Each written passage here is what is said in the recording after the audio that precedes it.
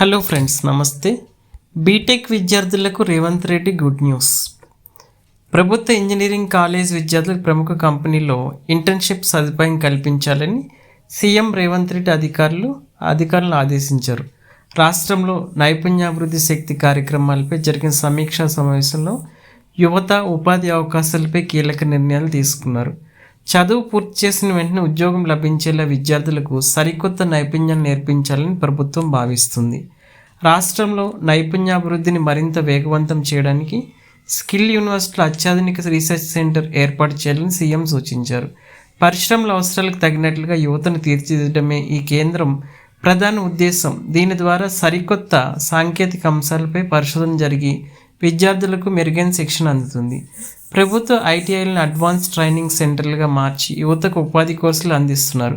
ఇందులో భాగంగా ఏటీసీలో ఈవీ మరియు డ్రోన్ టెక్నాలజీ కోర్సులు ప్రవేశపెట్టాలని సీఎం ఆదేశించారు.